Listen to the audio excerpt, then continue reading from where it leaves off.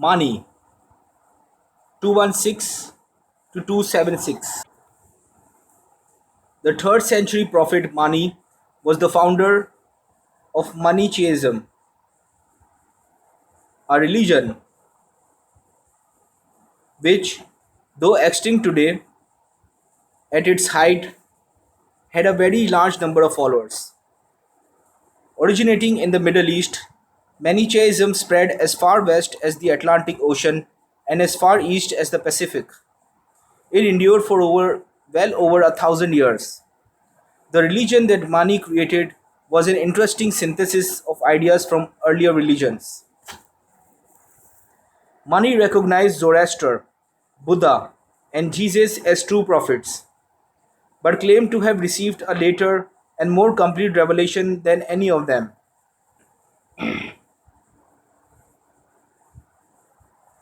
Though Buddhist and Christian elements are present in Mani's religion, the doctrine that seems most striking, at least to Westerners, derives from Zoroastrian dualism.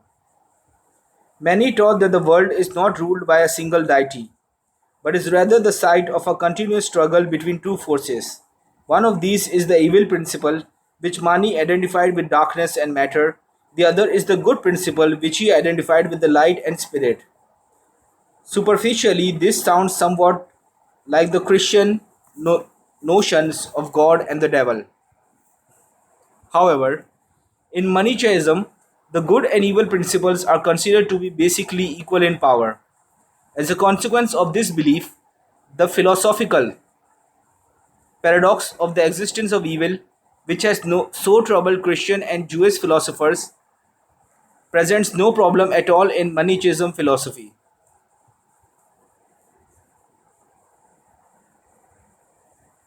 There is no space here to describe the details of Manichaeism theology. However, it must be mentioned that as a consequence of their identification of man's soul with the good principle and his body with the evil principle, Manichaeans believed that all sexual relations, even for the purpose of procreation, should be avoided. There were also prohibitions against the eating of meat and the drinking of wine. At first sight, it might seem impossible for such a doctrine to gain and retain a large following. However, the full set of prohibitions was not applicable to the ordinary member of the Manichaean Church,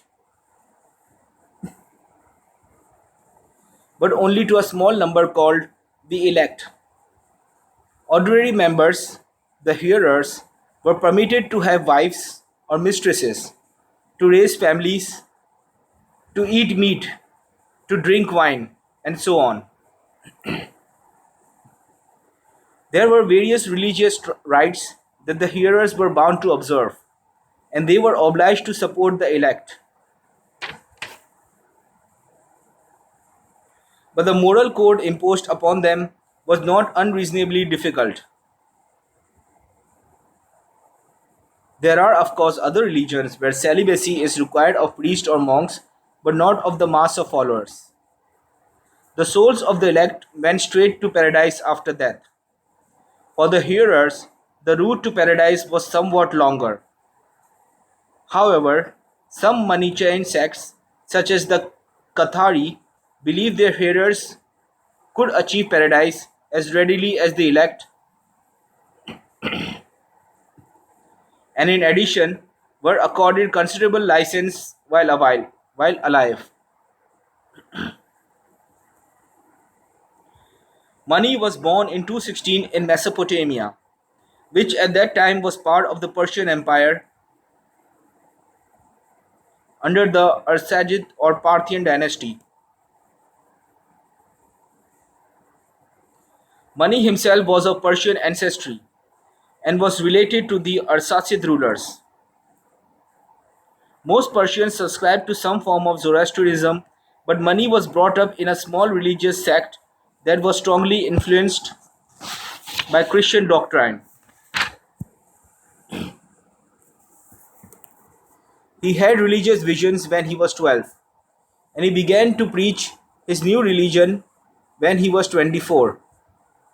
Not very successful at first in his native land, he traveled to northwest India, where he succeeded in converting a local ruler. In 242, he returned to Persia, where he gained an audience with King Shapur I. Although Shapur did not become a convert, he was well impressed with Mani and permitted him to teach his new religion throughout the Persian Empire.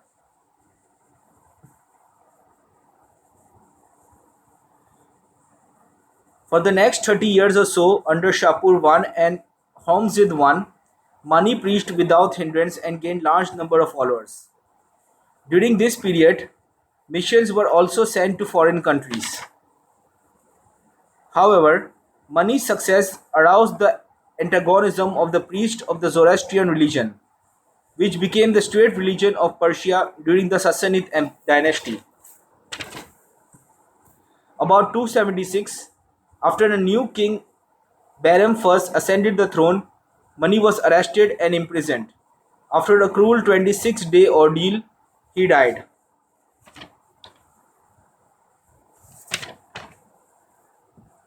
During his lifetime, Mani wrote several books, one in Persian, the others in Syriac. These became the canonical books of the Manichaean religion. After the religion became extinct,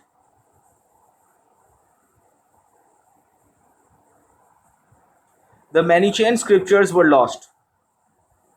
However, some have been rediscovered during the 20th century. From the beginning, Manichaeism was a vigorously proselytizing religion. During the Prophet's own lifetime, his religion gained adherents from India to Europe. After he died, it continued to grow, eventually spreading as far west as Spain and as far east as China.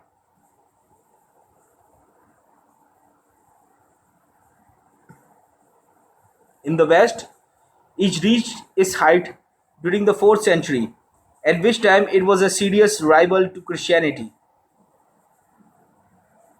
Saint Augustine was an adherent of Manichaeism for 9 years. But after Christianity became the state religion of the Roman Empire, Manichaeism was severely persecuted, and by about 600 it was largely eliminated from the West.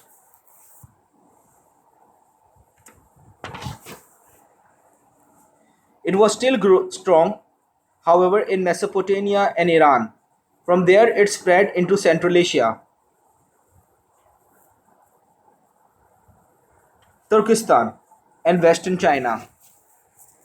In the late 8th century, it became the official religion of the Uyghurs, who controlled a substantial region in western China and Mongolia. It also spread into China proper, all the way to the coast and from there to the island of Taiwan. However, the advent of Islam in the 7th century ultimately resulted in the decline of Manichaeism.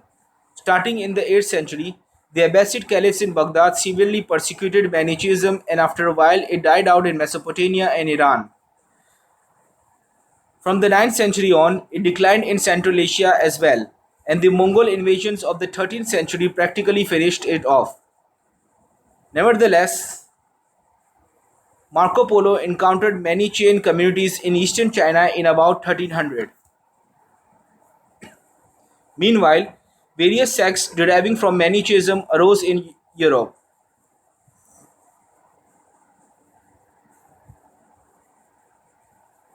The Paulicians appeared in the Byzantine Empire starting in the 7th century. The Bogomils, who were strongest in the Balkans, appeared about the 10th century. But the most notable of these European offshoots were the Cathari, better known as the Albigensians, after the French town of Albi, which was one of their strongholds. In the 12th century, the Cathari gained a wide following in Europe, particularly in southern France. The Albigensians, though their doctrine were more closely resembled Manichaeism, considered themselves Christians.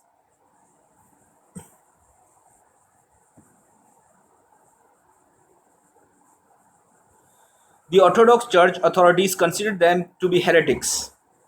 Eventually, Pope Innocent III, the most powerful and least tolerant of medieval popes, called for a crusade against them. The crusade began in 1209.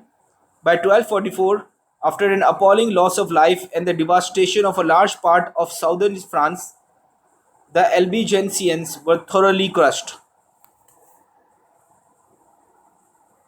Nevertheless, Catharism did not become extinct in Italy until the 15th century. Any religion has a large effect upon the lives of its sincere adherents. For this reason, the founder of even a minor religion is frequently a person of considerable influence.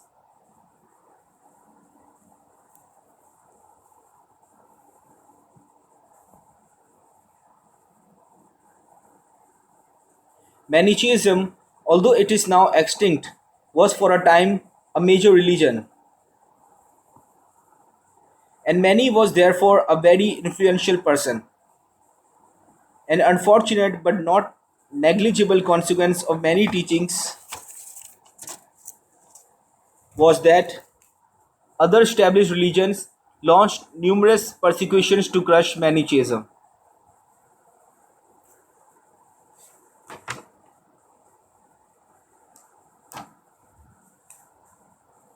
Mani's personal role in the creation of the new religion was overwhelming. He founded it, devised its theology, and prescribed its moral code. It is true that many of his ideas derived from earlier thinkers, but it was Mani who combined these separate strands of thought into a distinctive new system. He also made many converts to Manichaeism by his preaching, created its ecclesiastical organization, and wrote its holy scriptures.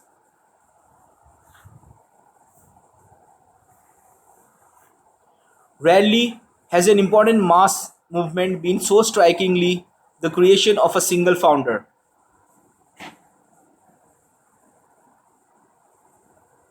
It is obvious that the religion he founded would never have come into existence without him.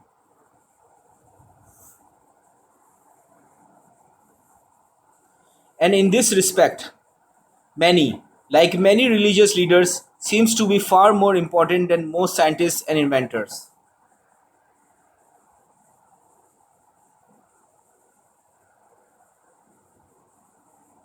Many, therefore, clearly belongs somewhere on this list. The question is where. Obviously, he should be ranked far below the founders of the three principal world religions: Christianity, Islam, and Buddhism,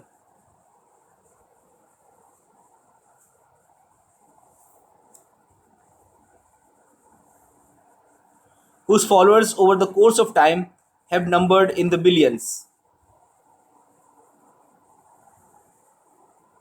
On the other hand, even though Zoroastrianism and Jainism still survive today, while Manichaeism has disappeared, it appears that Manichaeism, which at its height had far more adherents than either of those two religions, had a larger overall impact on the world than they did.